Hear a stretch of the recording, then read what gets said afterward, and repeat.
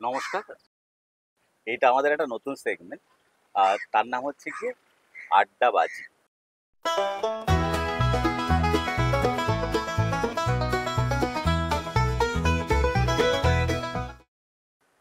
তো আড্ডাবাজি আমরা আজকে গঙ্গার পাড়ে চলে এসেছি, কুমোরটুলি ঘাটের কাছাকাছি। তো গঙ্গাতে সবাই পাপস্খলন করতে আসে, আমরাও বোধহয় সেরকম পাপস্খলন করতে এসেছি। তো আজকে আমাদের সঙ্গে যে রয়েছে অরিত্র গাঙ্গুলি। কেমন আছো সেটা আগে বলো। ঠিকই আছি, বর্ষার মধ্যে না ভিজে যতটা শুকনো থাকা যায় সেটার চেষ্টা করে যাচ্ছি। আর বর্ষাকালটা আমার বড় প্রিয় কাল, কারণ ইলিশ, হুম। তাছাড়া রেনি ডে পাওয়া যায়। এই বৃষ্টি পড়ছে বলে অনেক কিছু ক্যান্সেল হয়ে যায়, তো তখন নিজের মতন করে গল্পের বই পড়া যায়। স্কুলে যেতে হতো না বেশি বর্ষা পড়লে। তো আমি আমার নিজের মতন করে সময় কাটাতে পারলেই আমি খুশি। তো সেইটা হচ্ছে বর্ষাকাল একটা বড় সুযোগ, যে কোথাও একটু যাবো, বৃষ্টি পড়লো, আমি বললাম যে বৃষ্টি পড়ছে একটু পরে যাচ্ছে। তো সেটা একটা ফুটবল খেলা ছিল, এখন আর হয় না। চশমাটা হয়ে যাওয়ার পর থেকে আর খুব একটা ফুটবল খেলার সুযোগ হয় না, কারণ খালি চোখে ফুটবল খেলাটা একটু মুশকিলের ব্যাপার। তো এই আর কি। আর এই চত্বরটা গঙ্গা এখন ভরাট, দেখতে ভাল লাগে। স্রোত, জীবনের স্রোতের সাথে আমি খুব মিল পাই। এই ঠিকই আছি, যতটা থাকা যায় আর কি। তুমি যখন বারাসাতে বড় হয়েছো, তাই তো? বারাসাতে যখন বড় হয়েছো তখন হচ্ছে গিয়ে, আর আজকে এখন কলকাতায় বোধহয় থাকছো তো? হ্যাঁ হ্যাঁ। তুই বারাসাত আর কলকাতায় থাকার এই দুটোর বেসিক পার্থক্যটা কি? ছোটবেলাটাকে বারাসাতে কিভাবে তুমি দেখো? ছোটবেলায় বারাসাতটা অনেকটা গল্পের বইয়ের মতো, চারিপাশটা অনেক বেশি সবুজ। তখনও বারাসাতে এত ফ্ল্যাট কালচার ঢোকেনি, রাস্তা পাকা হয়নি, এত কানেক্টিভিটি বাড়েনি। এখন তো ব্লিঙ্কিট আছে আমার বাড়িতে, আমি আশা করি ব্র্যান্ড নেম নিলে অসুবিধা না, নেই। অসুবিধা নেই, কিছু নেই। এখন অ্যাপের মাধ্যমে জিনিস চলে আসছে। আগে বাজার যেতাম, মাছওয়ালাদের সাথে একটা আড্ডা ছিল, বাবার থেকেই শেখা এটা। সবজিওয়ালা, ফলওয়ালা, এরা সব চেনা ছিল। এখন ব্যাপারটা ক্রমশ ইম্পার্সোনাল হয়ে গেছে। বারাসাত এটা খুব পার্সোনাল জায়গা। কলকাতায় যত আসতে শুরু করলাম, মানে সেটা ক্লাস 11 থেকে, তখন থেকে ব্যাপারটা দেখলাম যে এখানে মানুষ ব্যস্ত খুব, সময় খুব কম,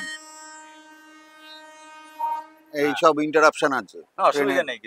ট্রেনের ইন্টারাপশন, নানান রকমের শব্দ।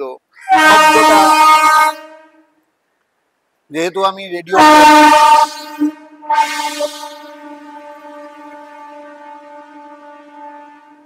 এই ট্রেনে করে কলকাতা আসা, তো চক্ররেলটা খুব একটা ব্যবহার হতো না, বেশিটাই শিয়ালদা আর সাউথ। তো আমি যাদবপুর পড়াশুনো করার পর, তারপর চাকরি জীবনটাও ট্রেনে করে অনেক দিন কাটিয়েছি। তারপর সেক্টর 5-এ কিছুদিন কাজ করেছি, অনেকটা সময় কাজ করেছি। রেডিও যখন শুরু করি তখন সেক্টর 5-এই প্রথম রেডিও স্টেশন ছিল।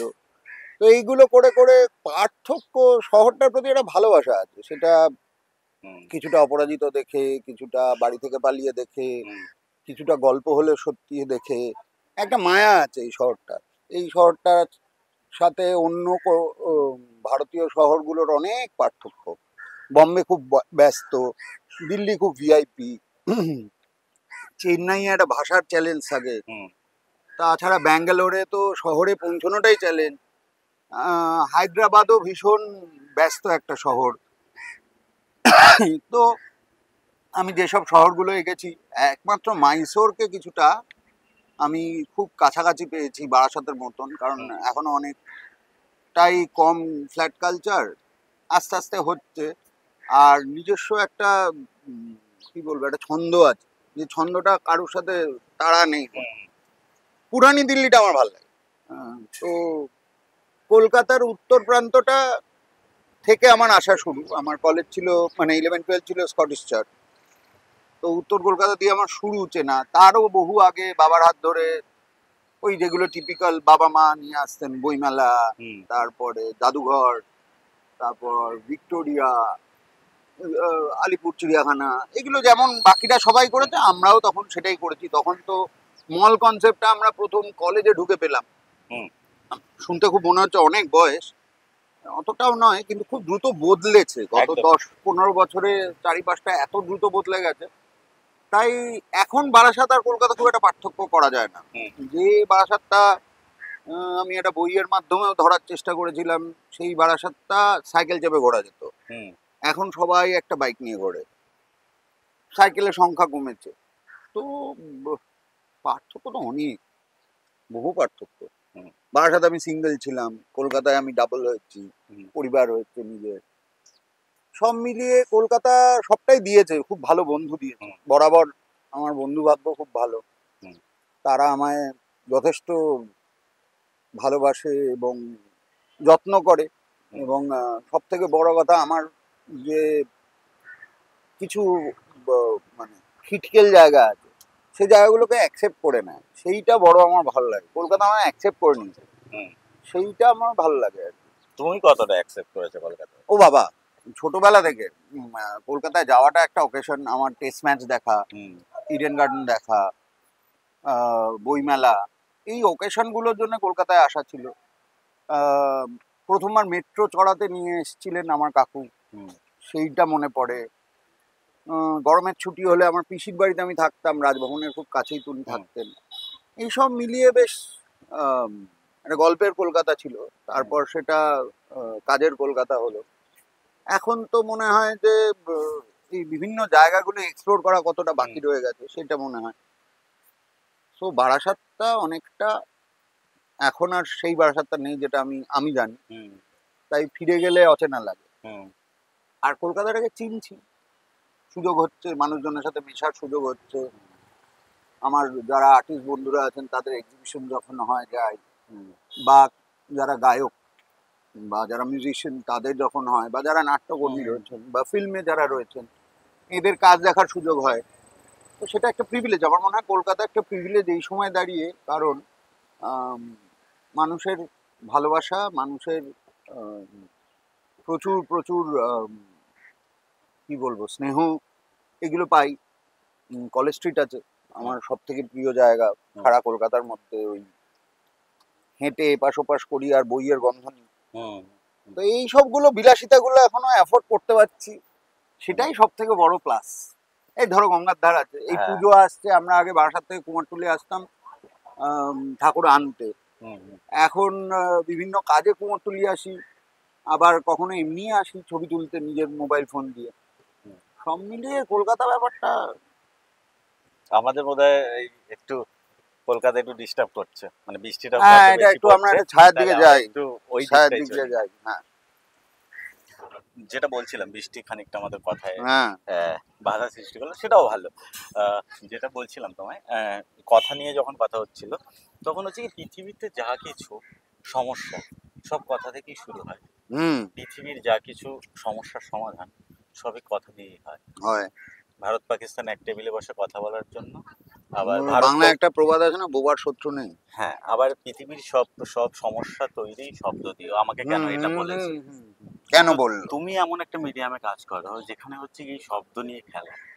করতাম, শুধু শব্দ আর নেই। হুম আমি রেডিও থেকে বেরিয়ে এসেছি 2023 হুম এপ্রিল মাসে। হুম এখন আমরা পুরোটাই অডিও ভিজুয়াল কন্টেন্ট করছি, আমি, প্রবীণ, প্রিয়াঙ্কা, তিনজন মিলে। আমাদের এই টিমটা, আমরা রেগুলার কন্টেন্ট তৈরি করি, হুম ভিডিও কন্টেন্ট। আমাদের দুটো ফিল্টার থাকে, হুম একটা হচ্ছে মানুষের স্ট্রেস কমছে কিনা, হুম আর দ্বিতীয়টা হচ্ছে আমরা যেন এমন কোনো কন্টেন্ট তৈরি না করি যেটা লুকিয়ে দেখতে হয় বা বাড়ির সবার সাথে দেখা যাবে না। হুম তো এইটা আমাদের প্রায়োরিটি। তো কথা তো বলতেই হবে, সেটাতে কারুর অসুবিধা অনেক সময় না হলেও মুশকিল, তাহলে তো কথাটা মজা হবে না। হুম আমরা যখন বন্ধুদের পেছনে লাগি, আমরা যখন বন্ধুদের সাথে ইয়ার্কি মারি, তখন তো কথার মাধ্যমেই মারি। হুম কিছু কিছু সময় একটু দুষ্টুমিও করা হয়। তো সেই সেই থটটা নিয়ে আমাদের মধ্যে তিনজনের সেটাই থট। হুম এবং এই দুষ্টুমিগুলো আমরা করতে থাকতে চাই, থামতে চাই না। হুম এবং আরো নানা ধরনের কন্টেন্টও করতে চাই, সেটা তো সময় আমাদের হুম হুম গাইড করে দেবে। হুম এবং আমরাও যখন কনফিডেন্ট হব যে এই কন্টেন্টটা করা যায়, হুম তো সেটা আহ, এখনো ইটস এ অনগোয়িং প্রসেস, আমরা সবে শুরু করেছি। আমি মনে করি যে এটা রোজ শিখছি আমরা, মাধ্যমটা নতুন, প্রসেসটা নতুন। আহ, দেখা যাক কতটা যাওয়া যায়। তুমি যখন রেডিওতে ছিলে, হ্যাঁ।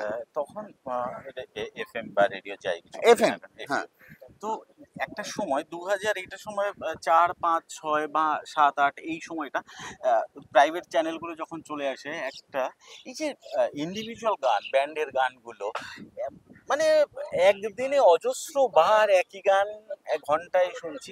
হঠাৎ করে এই ইন্ডিভিজুয়াল গান বানানো বন্ধ হয়ে গেল, এফএম এ বাজানো বন্ধ হয়ে গেল। না, এটার যেটা কারণটা কি? যেটা হলো সেটা হচ্ছে, দেখো, এন্ড অফ দ্য ডে এরা সবাই বিজনেস করতে এসছে। হুম। যে কটা প্রাইভেট এফএম স্টেশন আছে তাদের মূল উদ্দেশ্য কিন্তু বিজনেস, হুম। প্রফিট। হুম। বাকি সব ব্যবসার মতো। একদম। সেখানে একটা দায়িত্ব থেকে যায়, একটা মাধ্যম হিসেবে, যে এই মুহূর্তে কলকাতায় বা বাংলায় যা হচ্ছে সেটাকে তুলে ধরা। হুম, হুম, এবার সেই বিজনেস অ্যাঙ্গেল থেকে দেখতে গিয়ে দেখা গেল যে কিছু গানের জন্য কিছু শোর রেটিং ভালো, কিছু শোর রেটিং কম, সেগুলো আস্তে আস্তে এফেক্ট করতে শুরু করলো। হুম। কর্পোরেটের যে প্রসেসটা, যে কোনো কালচারাল এক্সারসাইজ বা যে কোনো কালচারাল ইনিশিয়েটিভকে খুব নাম্বার দিয়ে মাপে। হুম, একটা টেলিভিশনের একটা নাম্বার হয়, হুম, হুম। রেডিওর একটা নাম্বার হয়, খবরের কাগজের একটা নাম্বার হয়। তো সেটা তো শেষ কথা হতে পারে না। হুম। একটা নাম্বার, এটা আমার একজন বস বলতেন, যে একটা নাম্বার দিয়ে তো এটা বোঝা যায় না যে রফি বেশি চলবে হুম, না কুমার শানু বেশি চলবে। হুম। মানুষ তো সব শুনতে চায়। হুম, তুমি বাংলা ব্যান্ডের গানও শুনতে, হুম, আমিও শুনি, হুম, আমি এখন ইউটিউবে শুনি। হুম। এই যে ইন্ডিভিজুয়ালিটিটা, আগে শুধুমাত্র রেডিও স্টেশনে আমরা শুনতে পেতাম হুম। বা ক্যাসেট চালিয়ে শুনতাম। হুম। অনেকে যাদের ক্যাসেট অ্যাফোর্ড করতে পারে না তাদের কাছে ফ্রি মিউজিক তখন রেডিওই ছিল। এরপর কি হলো, ইন্টারনেটটা সস্তা হয়ে গিয়ে হুম। ইউটিউবটা ফ্রি হয়ে গেল, হুম। তাই না? একদম। যেই মাত্র ইউটিউব ফ্রি হয়ে গেল, আমি একটা রেডিও বিজ্ঞাপনের পর আমার পছন্দের গান শোনার জন্য অপেক্ষা করব কেন? হুম, রেডিওর ভাবা উচিত ছিল যে ফরম্যাটটা কি করে ইনোভেটিভ করা যায়। তার কারণ হচ্ছে, মানুষ তো আনইন্টারাপ্টেড এন্টারটেনমেন্ট চায়, আর রেডিও খুব প্যাসিভ মিডিয়াম। হুম, এটা খেলা নয় যে হুম, তুমি সারাক্ষণ এরকম করে দেখছো। হুম, আমি মোবাইলের কথা একদম। বলছি, টেলিভিশনের সামনে বসেও তুমি সিরিয়াল দেখছো। এটা খুব প্যাসিভ মিডিয়াম। তুমি সারাদিনের কাজ করতে করতে হুম, তোমার গান চলছে, পডকাস্ট চলছে, যেটা বাকি সারা পৃথিবীতে এইভাবেই হয়। হুম, তো সেখানে দাঁড়িয়ে রেডিওতে যদি বিজ্ঞাপন আসে, আমার তো সেই ইনফরমেশনটার দরকার নেই। হুম, আবার বিজ্ঞাপন ছাড়া একটা রেডিও স্টেশন চলবেই বা কি করে? একদম। তো এই দুটোর মাঝামাঝি একটা ব্যালেন্স করতে গিয়ে কোথাও হয়তো আমার মনে হয় যে বাংলা যে গানগুলো, যেগুলো খুব প্রমিনেন্টলি একটাই চ্যানেল বাজাতো, আমার এফএম বাজাতো, এছাড়া মির্চির একটা টপ 10 ছিল, হুম, যেটা বাংলা টপ 10, আর বিগ এফএম কিছু বাজায়, ফিভার বাজাতো। হুম, ফিভার এখনো বাংলা গান বাজায়, বাংলা সিনেমার গান। এবার আস্তে আস্তে যেটা হতে শুরু করলো, যে বাংলা সিনেমার গানও একটা কালচার তৈরি হলো, হুম, যেটা মাঝখানে বাংলা ব্যান্ড ছিল, সেখান হুম, থেকে আবার সাউন্ডটা শিফট করে বাংলা সিনেমায় গেল। হুম, যেখানে রূপম গান গাইলো বাংলা সিনেমার জন্য, অনুপম গাইলো, হুম, অনুপম সুর করলো, সিধুরা করলো বাংলা গান সিনেমার জন্য। তো এটা তো একটা চেঞ্জিং ফেজ। হুম, এটাতে বাংলা গান পিছিয়ে পড়েছে বা রেডিওর দায়িত্ব শুধু বাংলা গান বাজানো, এটা তো হতে পারে না। হুম, তুমি সারাদিন তো একটা রেডিও স্টেশনে শুধু বাংলা গান বাজাতে পারবে না। একদম। তোমার তো সেই পরিমাণ, কারণ গান বাজানোরও একটা রয়্যালটি দিতে হয় হুম, প্রত্যেক রেডিও স্টেশনকে। তো সেটাও একটা চ্যালেঞ্জ, যে আমি গানগুলো বাজিয়ে যতটা বিজ্ঞাপন আনছি, হুম, আমার রয়্যালটি যদি তার থেকে বেশি হয়ে যায় হুম, তখন। সো এই সব মিলিয়ে আমার মনে হয় দ্য ক্রাইসিস ওয়াজ মেজরলি যে রেভিনিউ জেনারেট সেই অনুযায়ী হচ্ছে না, সাস্টেন করা সম্ভব না। সেই জন্য আমার FM had to die a very early death, কারণ আমারও খুব প্রিয় চ্যানেল ছিল আমার এফএম। সেটা একটা। দ্বিতীয়ত, আমরা এক্সপোজ হয়ে গেলাম ওয়ার্ল্ড মিউজিকে। মানে এক্সপোজ ছিলামই, আমাদের কাছে অ্যাক্সেসটা বেড়ে গেল। হুম, আগে একটা বিদেশি অ্যালবাম কিনতে গেলে আমাদের 500 থেকে 600 টাকা লাগতো। আমি হুম, হুম, সিডি ডিভিডির জমানার কথা হুম, বলছি। একদম। অনেকে হয়তো রিলেটও করতে পারবে না এটা এখন যারা শুনছে। হুম, মিউজিক তো এখন ডাউনলোড ডাউনলোড করলেই পাওয়া ডাউনলোড যায়। করলেই পাওয়া যায়, বা মেম্বারশিপ নিতে হয় একটা স্পটিফাই এ। হুম, তো তখন একটা বিদেশি অ্যালবাম কেনা মানে অনেক টাকার খরচ। সেটা আমি রেডিওতে ফ্রিতে শুনতাম, হুম, একটা পাওয়ার এফএম বাজাতো, বা একটা কোনো ইংরেজি গানের শোতে বাজতো। তো সিমিলারলি আস্তে আস্তে যখন পুরো শিফটটাই ইন্টারনেট হয়ে গেল, আর মোবাইল এসে তো অনেকগুলো গ্যাজেটেরই হুম, হুম, মোটামুটি হুম, একদম। আলাদা করে দিয়েছে। আগে বাড়িতে আলাদা একটা ক্যামেরা থাকতো, যাতে পুজোর সময় একটা ফিল্ম ভরা হতো, হুম, তাতে 35 থেকে 36টা ছবি, যদি সব কপাল ভালো থাকে, না ভালো তুলতে পারে যে যে সে সে একটু ছোট তাকেই গ্রুপে দেওয়া হতো, ভাই তুই এটা সামলা। হ্যাঁ। আর অকেশনালি ছবি তোলা হতো, জন্মদিন, বিয়ে বাড়ি হুম, ইত্যাদি। হুম, আর তখনও ডিজিটাল ছিল না বলে ব্যাপারটা উম, আলাদা আলাদা আলাদা ছিল। Tape recorder, cassette player, camera. Walkman ছিল ছোট। ওয়াকম্যান তো ইন্ডিভিজুয়াল হ্যাঁ। স্পেস আবার শুরু করলো ওই শুরু প্রথম, যে একদম। মানুষ কানে হেডফোন লাগিয়ে নিল, বাড়িতে কে কি কথা বলছে। হুম, এখন যেটা ব্লুটুথে হয়ে গেছে। একদম। তো আমার মনে হয় না যে যে কোনো শিল্পকেই তার নিজস্ব একটা ইকোনমি বা একটা ইকোসিস্টেমে থাকতে হয়। হুম, সেখানে রেভিনিউ জেনারেশনটা খুব ইম্পর্টেন্ট। আর আমরা তো সব শুনি অ্যাজ এ জাত। হুম, এরম হুম, আমরা যে খুব শুধুই বাংলা গান শুনছি, সকালে উঠেই আমাদের প্লে লিস্টে 100টাই বাংলা গান। না সেরকম একদমই না। আমরা হিন্দি গান শুনছি, আমরা হিন্দি সিরিয়াল দেখছি, আমরা হিন্দি সিনেমা দেখছি, হুম, আমরা সাউথ দেখছি। আমার তো আরো ভালো লাগে, আমার হুম, হিন্দির থেকেও এখন সাউথ বেশি ভালো লাগে। Their story telling is way more beautiful. হুম, খুব সুন্দর একটা পডকাস্টে কোথাও আমি খেয়াল করেছিলাম, একজন আর্টিস্ট বলেছিলেন, মানে একজন অভিনেতাই বলেছিলেন যে এই যে আপনারা সাউথ নিয়ে এখন এত কথা বলছেন, এটা কিন্তু একটা খুব একটা অভ্যেস। কারণ বহু যুগ ধরে, মানে বহু যুগ মানে লাস্ট 15-20 বছর ধরে যদি আপনি টিভিতে হিন্দি সিনেমার চ্যানেলগুলো দেখেন, সেখানে কিন্তু ডাব সাউথ ইন্ডিয়ান সিনেমা চলে। হুম, একদম। রিমেক হয়েছে, বাংলাতেও হয়েছে, হুম, অন্য ভাষাতেও হয়েছে, হুম, আগামী দিনেও হবে। ভালো গল্প, রামায়ণের তো কোনো ভাষা নেই, একদম।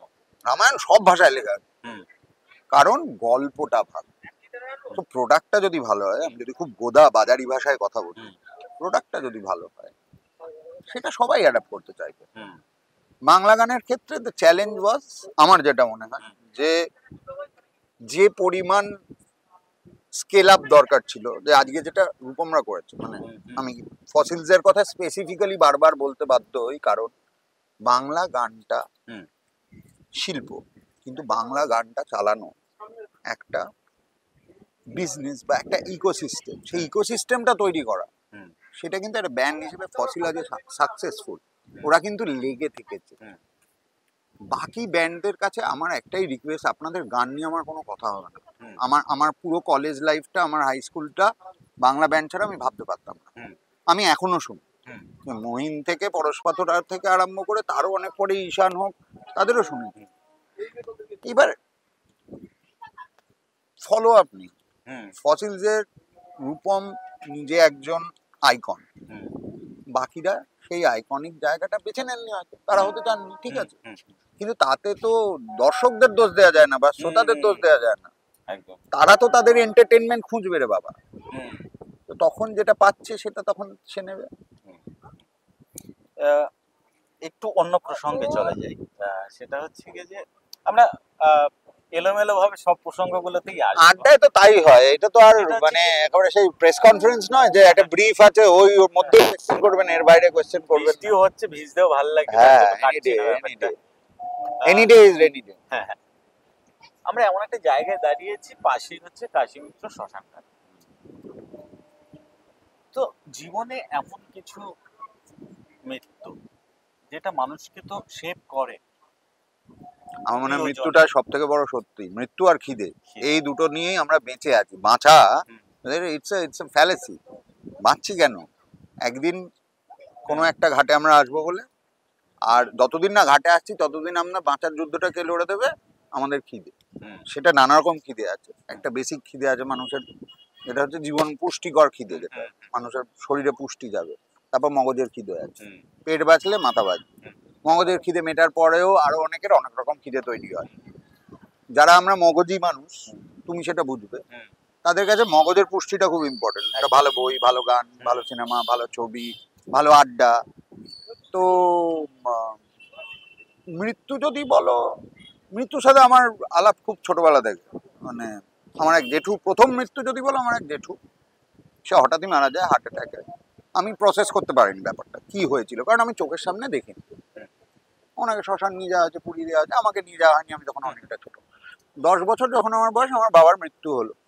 আমি ঘুম থেকে উঠলাম যে বাবা শুয়ে আছে খাটটায়, বাবার খাটে, কিন্তু কোনো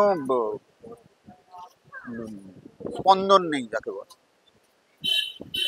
এবং হাত পা ঠান্ডা। আমি প্রথম অনুভব করলাম যে মৃত্যু একটা খুব কোল্ড ব্যাপার, শরীর ঠান্ডা করে দেয়। যে উষ্ণতাটা বাবার থেকে পেতাম, যে উষ্ণতাটা বাবার কথায় ছিল, আড্ডায় ছিল, সেগুলো হচ্ছে না কোনোটাই। সেদিন থেকে কিরম করে মানে সেদিন সকালটা থেকেই ব্যাপারটা পুরো একটু ছাতাটা খুলি এবার, হ্যাঁ, এবারটা জোরে নেমেছি। এবার তাহলে একটু কাটি, বুঝলে? হ্যাঁ হ্যাঁ কাটো। যেটা নিয়ে কথা হচ্ছিল, আসলে প্রিয়জনের মৃত্যু মানুষকে তো শেড করে, মানে মানুষকে হ্যাঁ হ্যাঁ, শুধু প্রিয়জন নয়, বা অনেক সময় নিজের বয়সের ছোট মানুষজন তারা যখন অকস্মাৎ মারা যায়, সেটা আর একটা রিয়েলাইজেশন করায়। মৃত্যু has been a very interesting subject. এটা মানে এটা একটা আলাদা রাস্তা আর কি হাঁটার জন্য। এবং এটা আমার মনে হয় যে আমাদের যে কালচার, মানে সেটা যুগ যুগ ধরে যেটা ভারতীয় কালচার, সেখানে মৃত্যুকে কিন্তু আমরা খুব শ্রদ্ধা করি। আমাদের দেবতা আছে মৃত্যুর, বাকি সব মিথোলজিতেও আছে। তাছাড়া আমাদের শ্রাদ্ধানুষ্ঠান হয়, মানুষের মৃত্যুর পর একটা অনুষ্ঠান হয়, যেটা আমার খুব অদ্ভুত লাগে যে মানুষ এসে দুদিন আসে। প্রথম দিন শ্রাদ্ধানুষ্ঠানে আসে, পরের দিন মৎস্য মুখে আসে। তো এটাও একটা ব্রেক। শ্রাদ্ধানুষ্ঠান যেমন মানুষটাকে আমরা রেসপেক্ট জানাই, তার মৎস্য মুখে কিন্তু আমরা আবার রোজকার ধারায় ফিরে যাই। আমরা আবার বলি, আরে এটা একটু দাও এনাকে, এখানে আরেকটু দাও, এই এই খাবারটা ওনার খুব প্রিয় ছিল, এটা অবশ্যই খাবে। তো আমরা মানুষটাকে ছাড়ি না কখনো। আমরা তো কি রেখে দিই, স্মৃতি রেখে দিই। তো মৃত্যু আবার গীতা আমাদের একটা ডেফিনেশন দিচ্ছে, বলছে আত্মা অমর, শরীর নষ্ট, এই কাপড় আজ ভিজে গেল, গিয়ে ছেড়ে নতুন একটা কাপড় পরবো। আমি একই থাকি, আমার চেহারাটা বদলাচ্ছে। তো ভেরিয়াস আইকনিক ডায়লগস আছে মৃত্যু নিয়ে, সিনেমা আছে মৃত্যু নিয়ে, সেইগুলো ঘিরে মৃত্যু চিন্তা।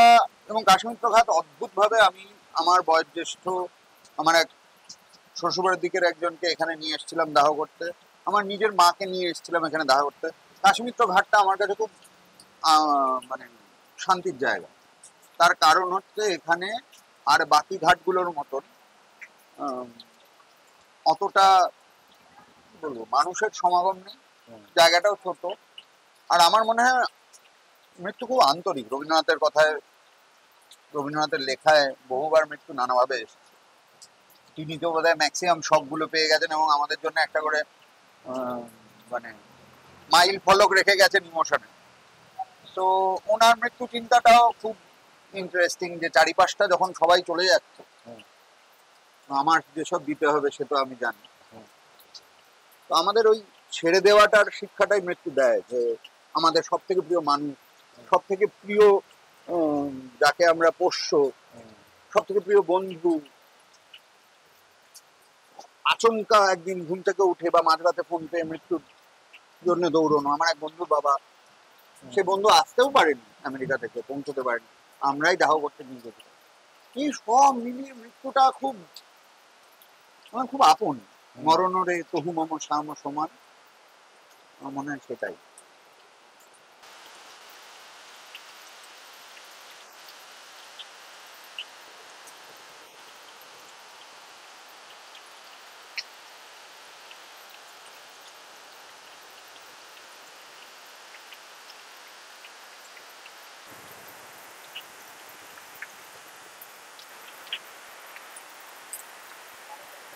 আজকে বৃষ্টিটা বেশ এই দিচ্ছে, ট্রাভেলিং দিচ্ছে। শ্রাবণের মাস। হ্যাঁ, তো একটা অদ্ভুত দিনে তোমার সঙ্গে ডিসকাস হচ্ছে।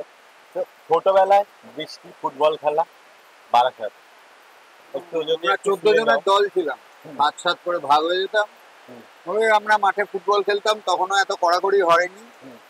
পাড়ায় মাঠ ছিল, একটা মাঠ না পেলে অন্য মাঠ, বড়রা কোনো মাঠে খেললে আমরা ছোটরা অন্য মাঠে গিয়ে খেলতাম। আমাদের ওখানে একটা স্কুল ছিল মেয়েদের, সেটা তখনও মানে এতটাও অফিসিয়াল হয়ে যায়নি পুরো প্রসেসটা, তাই পাড়ার ছেলেরা আমরা ছুটি টুটি দিয়ে একটা ব্যবস্থা করেছিলাম। ওই স্কুল যেদিন ছুটি থাকতো বা ছুটি হওয়ার পরে আমাদের অ্যালাউ করতো ওই স্কুলের মাঠে খেলতে। সেটা একটা বড় সোর্স অফ এন্টারটেইনমেন্ট ছিল, সোশ্যালাইজিং ছিল। আর কি, মানে আমরা মাঠে যাব বলেই ওয়েট করতাম কতক্ষণে মাঠে যাব, এটাই ছিল জীবনে মোস্টলি। আচ্ছা, তুমি যে রিলস গুলো বানাচ্ছো বা তোমরা যে কন্টেন্ট গুলো বানাচ্ছো প্রবীণদের সঙ্গে, সেখানে অদ্ভুত ভাবে পোর্ট্রেট করা আছে যে তুমি খুব পেটুক। আমি খুব পেটুক বটে, আমি খাদ্য রসিক। সেইটার সঙ্গে মানে ওই কন্টেন্টের সঙ্গে তুমি বাস্তবে কেমন? আমি তো মোমো খেতে ভালোবাসি, আমি সব রকম খাবার খেতে ভালোবাসি।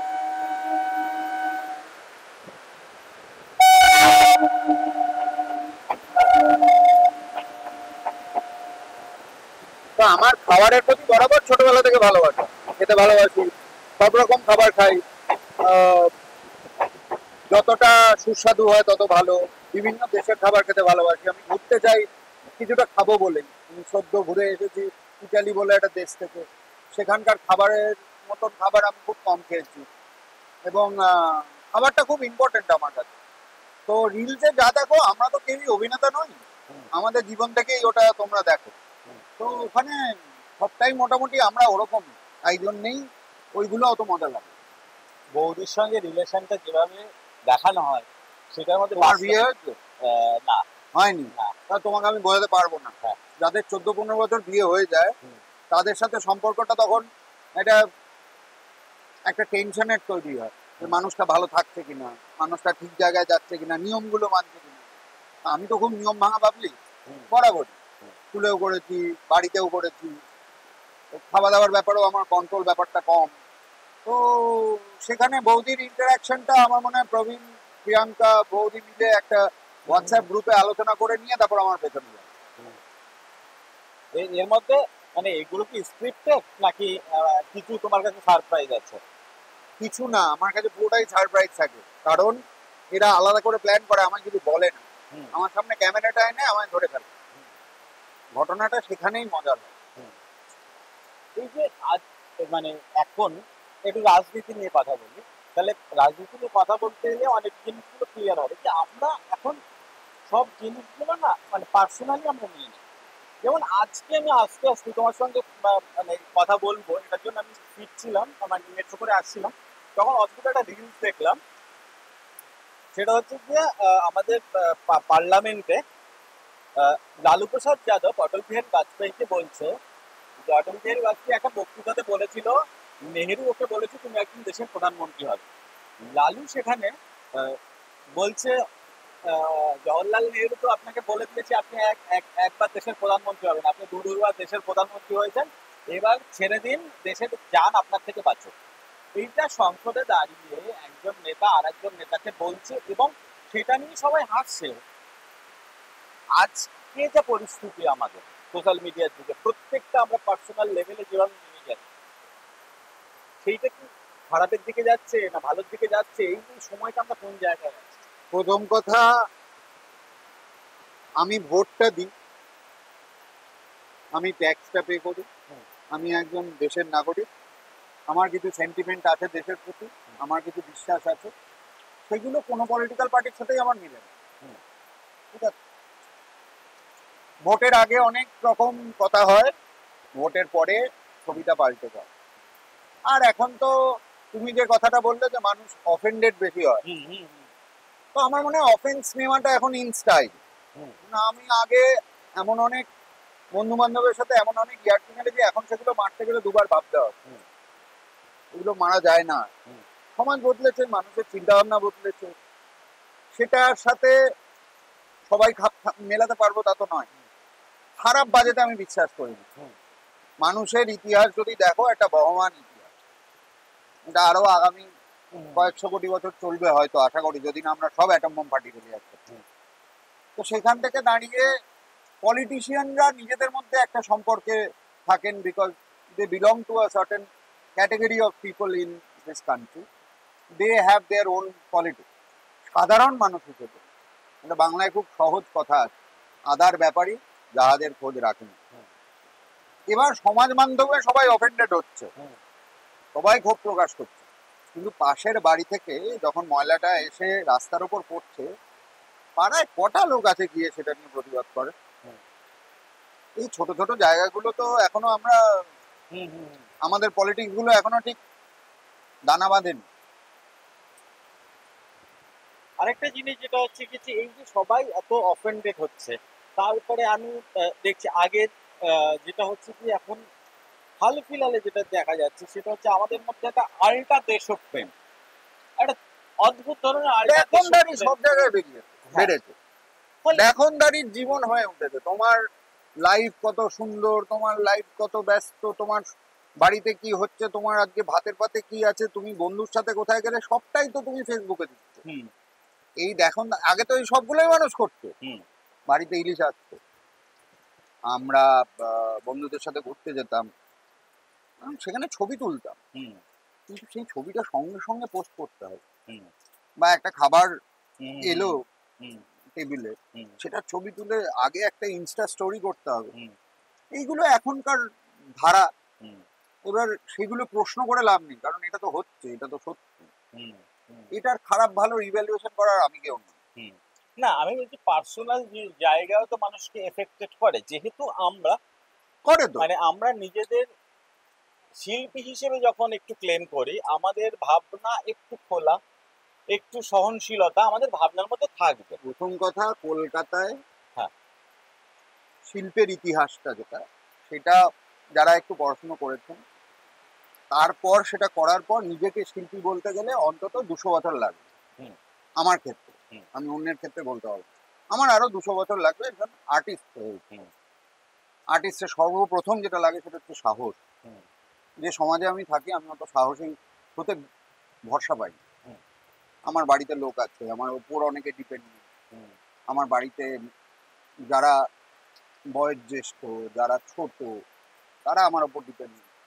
সেখানে দাঁড়িয়ে যে সাহসটা দেখানো দরকার একজন আর্টিস্টের, আমি সবসময় দেখাতে পারি না, খুবই ভেরি অন। আমার খারাপ লাগা থাকে, হুম সেই খারাপ লাগার বহিঃপ্রকাশ থাকে, কিন্তু তারপর সেটার আমি ফলো আপ কি সবসময় করতে পারি না। হুম আমি আমার ক্ষমতার মধ্যে ফাংশন করার চেষ্টা করি।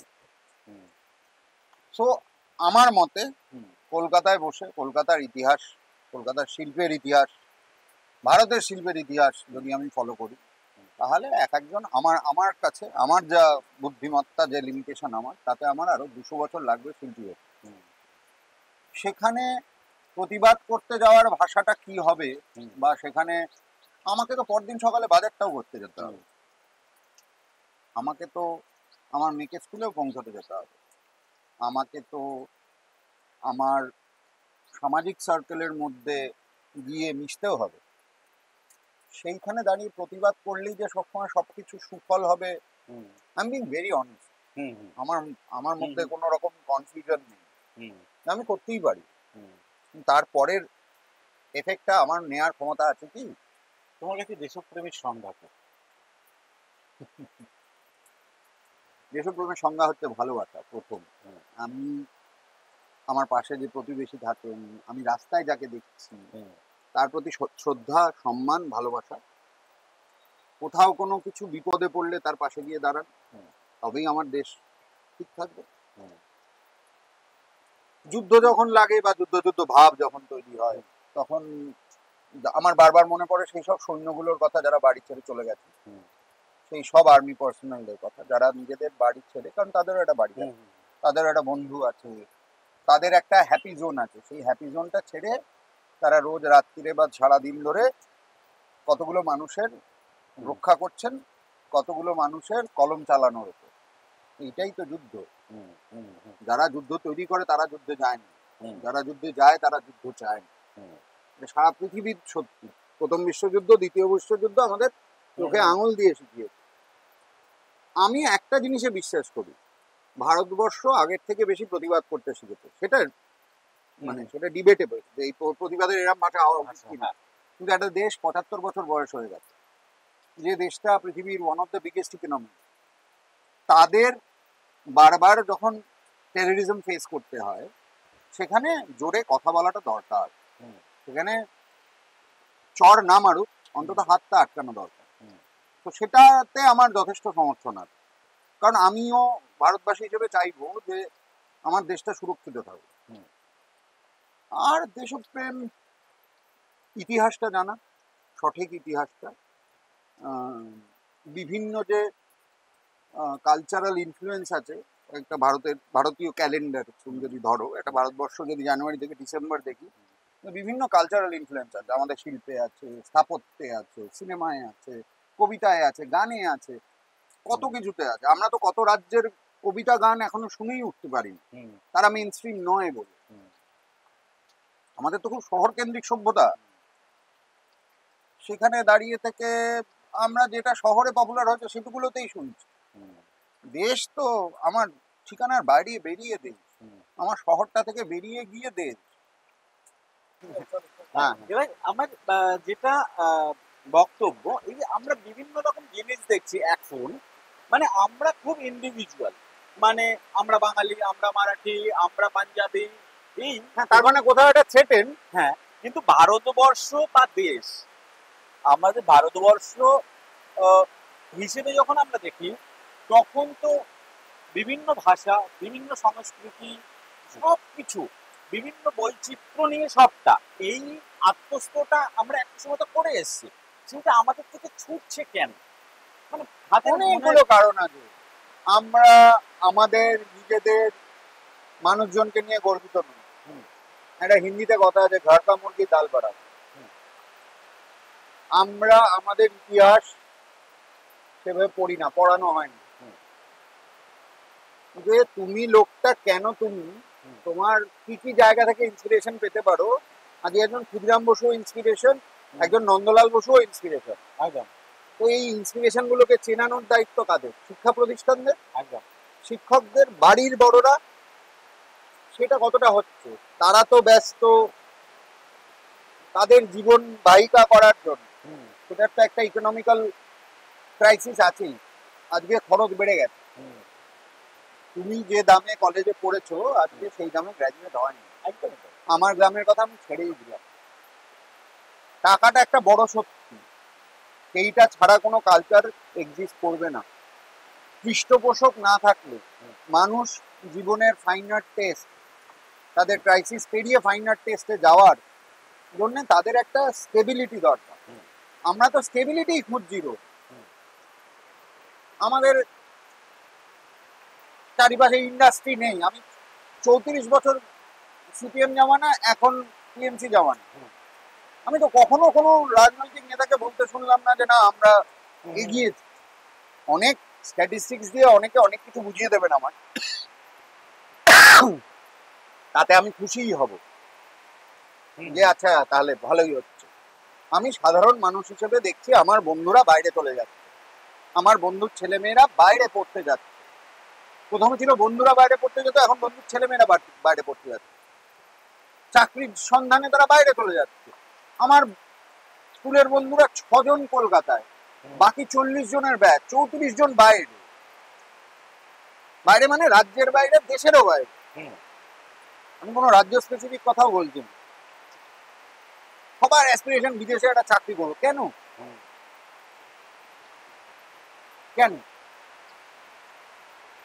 এখানে কিছু হওয়ার নয়। বেশিরভাগ লোকের মুখে এই কথা, এখানে কিছু হওয়ার নয়। কেন? আপনি কি চেষ্টাটা করেছেন?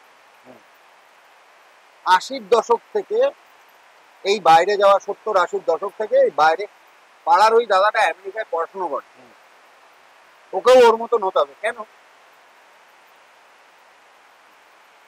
এই যে আমাদের কিছু হবে না, চন্দ্রবিন্দুর একটা গান আছে, আমাদেরও নাকি হবে, কে জানে বাবা কবে। এই গানটা যেটা থেকে ইন্সপায়ার্ড, যে সমাজটা থেকে ইন্সপায়ার্ড, সেই সমাজটা নিয়ে আমরা কখনো কথা বলি না। আমরা শুধু বলি এটা হচ্ছে না, সেটা হচ্ছে না। আমরা কি করি? আজকে আমার কাছে সুযোগ থাকলে বাইরে কোনো দেশে গিয়ে বসবাস করার, আমি দুবার ভাববো। আমি চিন্তায় করবো যে আচ্ছা আমার মেয়ের ভবিষ্যৎটা তাহলে হয়তো। কিন্তু বাইরে এমন কিছু শোনায় সোহাগা নয়, সেখানেও ক্রাইসিস আছে। ক্রাইসিস সব জায়গায় আছে। তোমার মনটা কি চায়, আমার কাছে এটাই দেখবে। আমি এখানে থেকে লড়াইটা করব। যেহেতু তুমি সোশ্যাল মিডিয়াতে কন্টেন্ট বানাচ্ছ, তো আমার একটা প্রশ্ন, সবকিছু কি কন্টেন্ট? আপাত চোখে দেখতে গেলে সবই কন্টেন্ট। বৃষ্টি পড়াটাও কন্টেন্ট, আর বৃষ্টি কিছুক্ষণ ভিডিও তুলে দিয়ে পেছনে একটা গান লাগিয়ে দিয়ে, এটাও কন্টেন্ট। আবার কেউ বৃষ্টিতে ভিজতে ভিজতে নেচে একটা ভিডিও বানাচ্ছে, এটাও কন্টেন্ট। কন্টেন্ট কোনটা নয় তুমি বলো না? এটা এটা এত বড় কন্টেন্ট আমাদের পাশে দাঁড়িয়ে আছে। সারা বছর এটার জন্য আমরা ওয়েট করে থাকি। এই খড়বাধা থেকে আরম্ভ হলো ভাসান অব্দি চলবে। আমরা এখন কার্নিভাল অব্দি চলে যেতে, ভাসানও নেই। এভলিউশন হয়েছে। এটা হবে, যে কোনো সমাজে এটা নিয়ম। তার উৎসবের সংজ্ঞা, শিক্ষার সংজ্ঞা এগুলো বদলাতে থাকবে, কিন্তু তা বলে আমরা কি আমাদের শেকড়টা ভুলবো? এই মূর্তিটার জন্য বাঁশ, খড়, দড়ি, মাটি, এটা চিরন্তন। এই বাঁশ, খড়, দড়ি, মাটিগুলো কোথা থেকে আসছে, কারা করছে, কেন এটাই বেছে নেওয়া হলো ইকো ফ্রেন্ডলি প্রসেসটা? মূর্তি তো আরো অনেক জায়গায় তৈরি হচ্ছে, এনারাই তৈরি করছেন, ফাইবার গ্লাসের মূর্তি তৈরি হচ্ছে, কিন্তু এইটাই আজীবন মানে ট্র্যাডিশনালি এটাই কেন হচ্ছে? এগুলো আসে কোথা থেকে?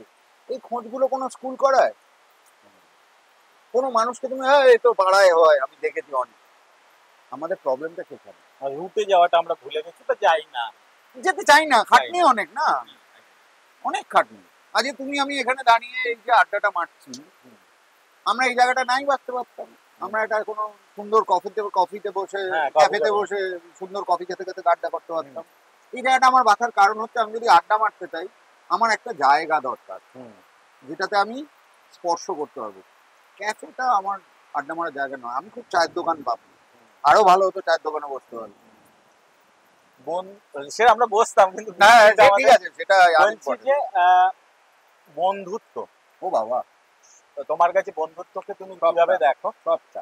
আর এরপরে আমার একটা আরেকটা প্রশ্ন থাকবে এটার সঙ্গে পার্ট, এই যে বন্ধুত্ব সবকিছু মিলিয়েই আমরা একটা মানুষ, তারপরেও নিজের একাকিত্ব থাকে, একাকিত্বের সঙ্গে অ্যালকোহলের কোনো সম্পর্ক তুমি কিভাবে দেখো?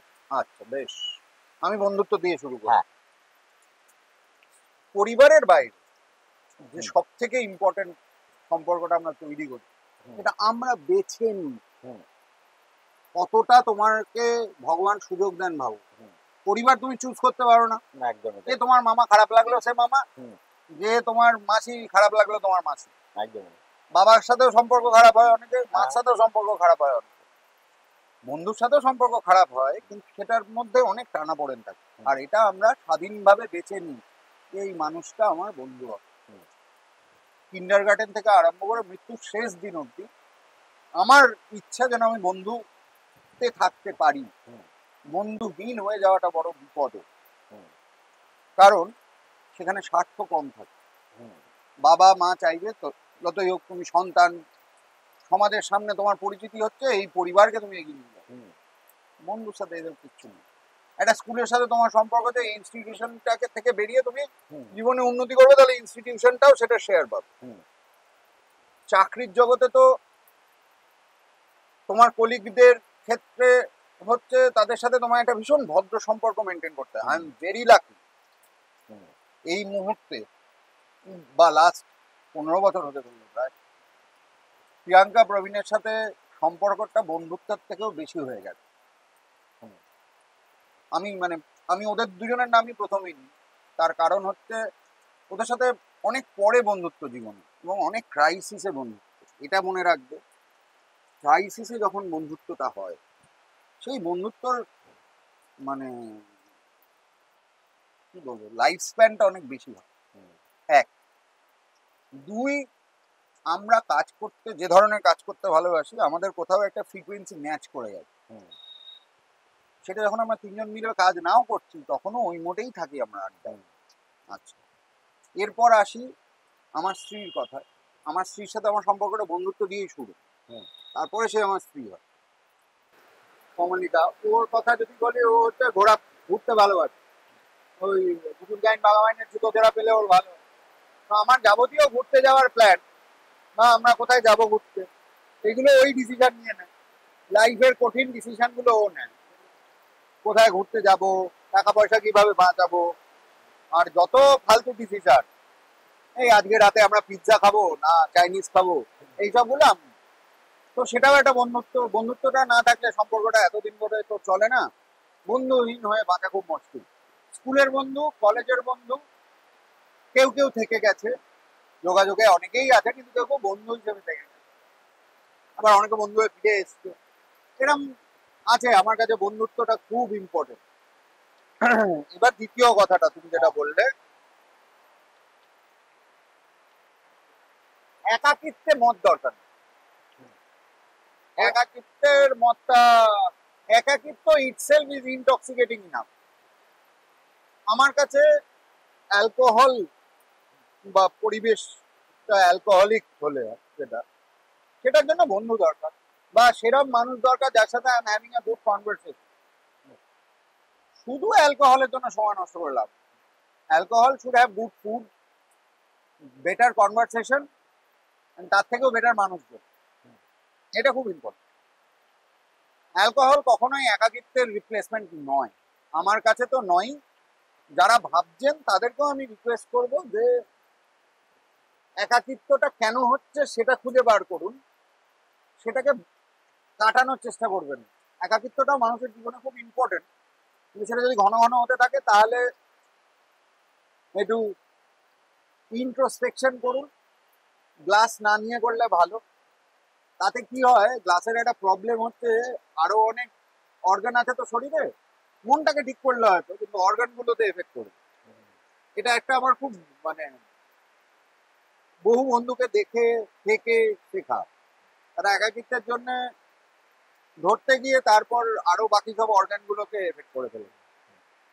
I am very that kind of a person যে ভাই নিজের ক্ষতি করে করে জন্য কিছু লাভ নেই।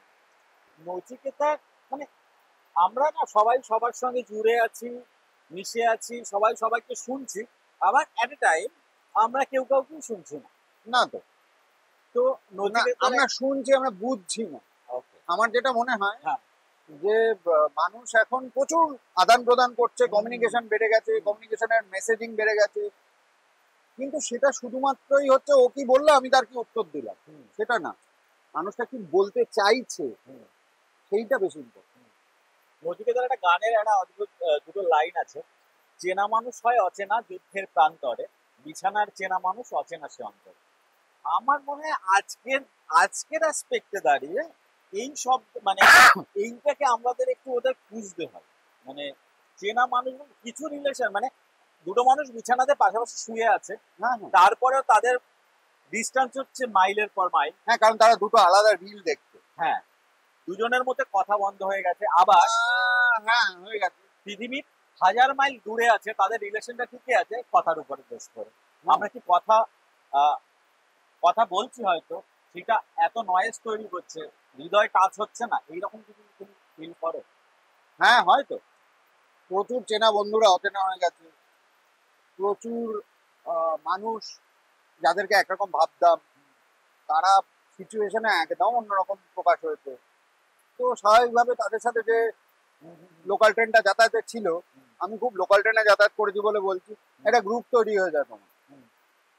রোজ সে তোমার জন্য জায়গা রাখে বা তুমি তার জন্য জায়গা রাখো, বা ট্রেন মিস হয়ে গেলে পরের দিন এলে, আগে তো এত সেলফোন ছিল না, কি ব্যাপার কাল এলেন না, একটা তাসের গ্রুপ হয়।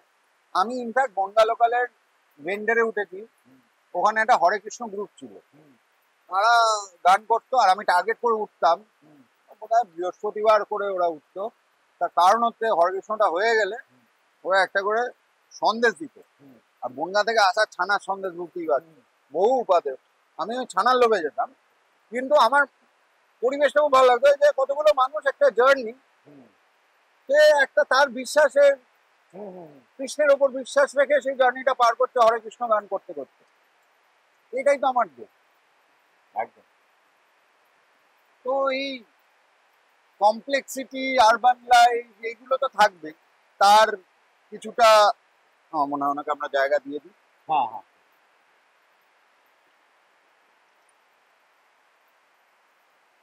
যেমন জীবন এখন সহজ হয়ে গেছে, 10 মিনিটে সবকিছু চলে আসছে, তেমনি যেহেতু সবকিছু সহজেই হয়ে গেছে, আমরা চৌকো বাক্সে আগে ছিলাম মহিনের কথা মতো, পৃথিবীটা নাকি ছোট হতে হতে কেপিলার আর বোকা বাক্সতে বন্দি, এখন বোকা বাক্সটা হাতের মুঠোয় এসছে, মুঠো বাক্সতে বন্দি। আমরা ওখান থেকে যোগাযোগও রাখছি, পরকীয়াও করছি, জিনিসপত্রও কিনছি, টাকা রোজগার করারও ব্যবস্থা করছি। তো আমরা ওই যে বললাম যন্ত্র সর্বস্ব হয়ে পড়ছি। এর পরের রেভলিউশনটা সেটা মানুষের যন্ত্রের কাছে আরো এগিয়ে যাওয়া, মডার্ন টাইম, চ্যাপলিনের। টাকা টাকা রোজগারের সঙ্গে আমরা অদ্ভুতভাবে দেখি যে ওর টাকা নেই মানে ও সাকসেসফুল না, এইভাবে আমরা দেখি। কিন্তু একটা সময় বোধহয় আমাদের ছিল যখন হচ্ছে ওর টাকা নেই কিন্তু ও রবীন্দ্র চর্চা করে, ও গান গায়, ও ছবি আঁকে, লোকটা সাকসেসফুল না, কিন্তু এই বিষয়ে লোকটার সাকসেসফুল, লোকের রেসপেক্ট আছে, গুণের দাম ছিল, গুণের দাম ছিল। এখন সবকিছু টাকা দিয়ে, ওর টাকা এখন নেই। গুণে দাম আছে। আচ্ছা, এইটাকে হয়- তুমি কিভাবে দেখো? আমি এটা রিয়ালিটি বল, হুম। আমি এই নিয়ে কাব্য করবোই না। হুম। বহু গুণী মানুষ না খেয়ে মারা গেছে, হুম। তাদের ইতিহাস মনেও রাখেনি। আমি একটা মিউজিয়াম দেখতে গেছিলাম যার নাম হচ্ছে ভ্যান গগ মিউজিয়াম, অ্যামস্টারডাম। হুম।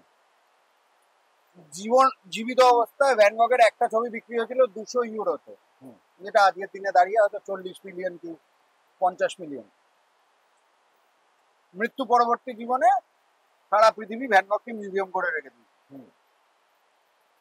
তাহলে যে মানুষটাকে আমরা মৃত্যুর পর এত সেলিব্রেট করছি, তার জীবিতকালে সেলিব্রেট কেন আমরা করিনি? আমরা বুঝিনি। তখনও সমাজ টাকা দিয়েই চলতো। ভ্যান গগকে তো পাউরুটিটা, চিজটা, হুম। বাড়ির কাঠ যাতে আগুনটা জ্বলে, এগুলো কিনতে হতো রে ভাই। হুম।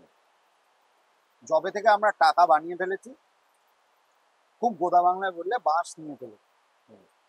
যদি টাকার অস্তিত্বই না থাকতো তাহলে জীবনটা আমরা গুণী মানুষকে কদর করতাম। হুম। আমাদের ধৈর্য কমে গেছে। আমরা এখন 3 ঘন্টার সিনেমাটা 3 মিনিটে দেখতে পাই। হুম। আমাদের এন্টারটেনমেন্টের ডিউরেশন 3 মিনিট হয়ে গেছে। আর একমাত্র আইডেন্টিটি হচ্ছে একটা বড় গাড়ি, হুম। একটা বড় ফ্ল্যাট। এটা তো আমরা সবাই মেনে নিয়েছি, আমিও তো এর মধ্যে আছি। আজকে আমার সামনে কেউ মার্সিডিজ নিয়ে গেলে আমি টাকা বাড়ি ভাই, কে রে এটা? আমি তার দিকেও তাকাবো যে একটা ভালো ছবি আঁকবে রাস্তায়, কিন্তু সে তো রাস্তায় আঁকছে না, আমি তো তাকে রোজ দেখতে পাচ্ছি না। হুম। আমার কাছে দুটো জিনিসই ইম্পর্টেন্ট, সরস্বতী এবং লক্ষ্মী। কেন ইম্পর্টেন্ট? সরস্বতীর যে ইনগ্রেডিয়েন্টস লাগে, একটা ক্যানভাস কিনতে, একটা রং কিনতে, তার জন্য লক্ষ্মী লাগবে। হুম। আবার ওই ক্যানভাসটা বিক্রি করে আমি আবার লক্ষ্মী গ্যাদার করবো আমার পরের ছবিটা আঁকার জন্য। হুম। এটা একটা পেট্রোলের মতো। হুম। যখন গাড়ি বলছে ইতে চলে এসেছি ভাই, হুম। আচ্ছা ঠিক আছে তাহলে। इरफान खान ना मनोज बाजपेयी कारोर একটা इंटरव्यूতে, मुझे कुछ फिल्म करके मैं भूल गया वो सब किया, ये किसी कारण किया था, तब पैसे का बहुत जरूरत था, হুম। तब पे चेक देख रहा था, स्क्रिप्ट नहीं। হুম। There will be choices in life যেখানে তোমাকে পে চেক না ক্রাফট এটার মধ্যে চুজ করতে হবে। That is your individual call. সমাজ সময় বলে দেবে, সমাজ দুটোতেই বিশ্বাস করে। আজকে গুণী লোকের সংখ্যা বেড়ে গেলে আর সমাজ গরিব হয়ে গেলে তখন দেখবে গুণী লোকরাই ডিসিশন মেকার হয়ে গেল। আজকে পয়সা পাওয়ার আছে, সব কেনা যায়, সব। মানুষের সততা থেকে সরকারি চাকরি সব কেনা যায়, সবার একটা দাম আছে। একজন কেজিবির ডিরেক্টরের একটা খুব বিখ্যাত ডায়লগ আছে যে there is always an offer. It is important when you are giving it, to whom you are giving it, and when you are giving it. আজকে খুব বড় লোককে তুমি টাকা অফার করলে তার কিছু যায় আছে, আম্বানির কাছে টাকার কি দাম? ঠিক আছে, তাহলে হুমটা ওখানে বাদ হয়ে when you are giving it. আমার এখন টাকার দরকার নেই, আমার 10 লাখ টাকা, স্যার 10 লাখ টাকার ফোন কিনবেন, আমরা লোন দিচ্ছি না, আমার লোনের দরকার নেই। ঠিক আছে, আমার দরকার নেই। আবার সেম টাইম জোন লাইনে একটি ছেলে আছে, হয়তো সে তার মার চিকিৎসা করাবে, সে ব্যাংকে লোন পাচ্ছে না, সেটা এটাও তো সত্যি। টাকা থেকে যাবে, কিছু করার নেই, টাকার বদলে হয়তো অন্য নাম হবে। ট্রানজাকশনাল সোসাইটি আমরা আমরা আমাদের সময় বিক্রি করছি, শ্রম বিক্রি করছি, শিল্প বিক্রি করছি, তবে না আমাদের বাড়িতে হাঁড়ি চড়ছে। যার বাড়িতে বিরিয়ানির হাঁড়ি চড়ছে তার পাশে বাড়ির লোক বলে দেখি বিরিয়ানি খাচ্ছে রোজ। এটা তোমার বন্ধুত্বের মধ্যেও হয়। কেউ একটা নতুন বাইক নিয়ে ঢুকলো আড্ডা মারতে, আরে ভাই কি ব্যাপার, সে বেরিয়ে যাক, তারপর চারজনের আলোচনা, উদ্ঘাত কিছু 2 নম্বরই করছে। কেউ হয়তো সৎ পথেই বাইকটা কিনেছে, বা লোন করে কিনে। আমাদের এটা একটা ইনহেরেন্ট প্রবলেম আছে যে টাকা মানেই খারাপ আর শিল্প মানেই ভালো, সবসময় সেটা সত্যি নয়। আমরা অনেকগুলো অ্যাসপেক্ট নিয়ে কথা বলবো ভেবেছিলাম, মোটামুটি আমি সবগুলোই একটু একটু একটু করে ছুঁয়ে গেছি, কিন্তু একটা আলোচনায় তো সব বিষয়গুলোকে ধরা সম্ভব নয়। আর যে পরিমাণ বৃষ্টি নামছে হ্যাঁ, আমার মধ্যে কিছুক্ষণ পর এখানে দাঁড়ানো যাবে না। তারপরে কৃষিটাও আমাদের, এবার আমার যেটা মানে আমরা এই প্রোগ্রামটা যখন করছি, প্ল্যান করছিলাম, তখন দুটো জিনিস তিনটে জিনিস আমাদের মাথায় এসেছিল। সেটা হচ্ছে কি যে চায়ের দোকানের আড্ডা, বেস্ট আড্ডা। পাড়ার চায়ের দোকানে লাভ হয়, হ্যাঁ, পাড়ার খবর জানা যায়, পার্সোনাল টাচ আছে, তর্ক থেকে মানুষের পলিটিক্সটা বোঝা যায়, অনেক অজানা তথ্য উঠে আসে। কেউ পলিটিক্যালি কারেক্ট থাকে না, কারণ সবাই সবাইকে ছোটবেলা থেকে চেনে, জানে যে কে কোথায় ছড়িয়েছে, কার প্রবলেম আছে কোথায়, উইকনেস গুলো জানে বলে সেখানে খোঁজাতে সুবিধা। আমার মানে দ্যাট ইজ ভেরি হিউম্যান। চায়ের দোকানের আড্ডা, মাই ভোট গোজ ফর দেয়ার। তুমি এটা জানতে চাইছিলে কি? চায়ের দোকানের আড্ডা, মাছের বাজারে আড্ডা, বই পাড়ার আড্ডা, কফি বইপাড়ার আড্ডা, বইপাড়ার আড্ডা, কফি হাউসের আড্ডার মধ্যে অনেক রকম লেয়ার আছে। তারপরে কারণ আমি তোমায় বলি, হ্যাঁ। পাড়ার আড্ডায় কিন্তু যে লোকটা উকিল আর যে লোকটা মাছ বেচে তারা দুজনেই থাকে, হ্যাঁ, তাদের দুজনের মধ্যেই কমিউনিকেশনটা আছে। It's a more social platform. যে মুহূর্তে তুমি কফি হাউস বা বইপাড়ায় গেলে তোমার ইন্টেলেক্ট একটা ডিভিশন তৈরি করবে। একদম। তোমার ইন্টেলেক্ট অনুযায়ী আমি তোমার সাথে মিশবো। আমি যদি বড় লেখক হই, ও তোমার এই এই বছর বই গেল, আচ্ছা আচ্ছা, হ্যাঁ তুমি আর 10 বছর পর এখানে বসতে হবে, ক্লাসিফিকেশন হয়ে যায়। ক্লাসেস হয়ে যায়। হ্যাঁ, আরেকটা আড্ডা বাঙালিরা যেটা দেয় সেটা হচ্ছে গিয়ে এঁটো হাতের আড্ডা। ও ওয়ান্ডারফুল জিনিস, খুব রেয়ার হয়ে গেছে ভাই, খুব রেয়ার। আমি বহু এরকম আড্ডায় দেখেছি, বহু আড্ডা যেখানে আমি দেখেছি যে মানে রীতিমতো বাড়ির মেয়েদের বকাঝকা করতে হয়েছে যে এবার তোমরা ওঠো, বা মেয়েরাও বসে এতক্ষণ আড্ডা মারছে যে পুরুষরা এসে বলছে আরে বাবা এর পরের রাউন্ডটাও আছে। এঁটো হাটের আড্ডা বাঙালির মানে খুব, এঁটো হাটের আড্ডার সাথে একটা জিনিস অ্যাড করতে চাই, সেটা হচ্ছে দরজার সামনে দাঁড়িয়ে আড্ডা। আচ্ছা আসছি বুঝলে, কিন্তু কালকে যেটা হলো বলে ওই দরজার সামনে 1 ঘন্টা কেটে গেছে। এটা পাড়া প্রতিবেশীর সাথে হামে হাল হয়, ফ্ল্যাটেও নিশ্চয়ই হয়। আমি ফ্ল্যাটে খুব বেশি থাকিনি, আই হ্যাভ নো ক্লু, আমি থাকিই না বাড়িতে খুব একটা, বাইরে বাইরেই থাকি। তো আড্ডা ইজ ইম্পর্টেন্ট, আড্ডা ইজ হেলদি। এই যে মানুষের একাকিত্ব, মদ, অ্যালকোহলিজম, ড্রাগ অ্যাডিকশন, আড্ডা থাকলেও আমার মনে হয় অনেকটা সলিউশন বেরোতে পারে। আমরা তো we all craving for human touch, তো সেটা আমাদের একাকিত্ব দূর করবে। তো এই আলোচনার শেষে একটা জিনিস বলতে পারি, মানে এইভাবে বলা যায় কিনা তুমি দেখো, অরিত্র গাঙ্গুলি আড্ডাবাজ, আড্ডাবাজ এসে গল্প কর। একদম তো আজকের আড্ডাটা তোমার কেমন লাগলো? জমান জমান। এইটা একটু ওখানে বলে দাও। আমি ওর নাম জানি না, ওর নামটা আগে বলো। ক্যামেরার ওপাশে যিনি আছেন ওনার নাম কি? সাগর। সাগর। সাগর, থ্যাংক ইউ সাগর। প্রথম কথা, এই বৃষ্টির মাঝখানে এক হাতে ছাতা এক হাতে ক্যামেরা, জীবনের এই ব্যালেন্সিং অ্যাক্টে তুমি আরো পারদর্শী হয়ে ওঠো, আরো অনেক অনেক মানুষের আড্ডা তুমি ক্যাপচার করো। আড্ডাবাদে এসে প্রথম কথা যেটা লাগলো, একটুখানি খোলা হাওয়ায় নিঃশ্বাস নিতে পারলাম। কারণ যেদিন বলা হয়েছিল পডকাস্ট, আমার মনে খুব ভয় লেগে যায়, কারণ ওই এসি ঘরের ভেতর বেশিক্ষণ বসে কোমরে ব্যথা, পায়ে ব্যথা, ঠান্ডা লাগে কিছুক্ষণ পর থেকে, এই আমার ভালো লাগে না।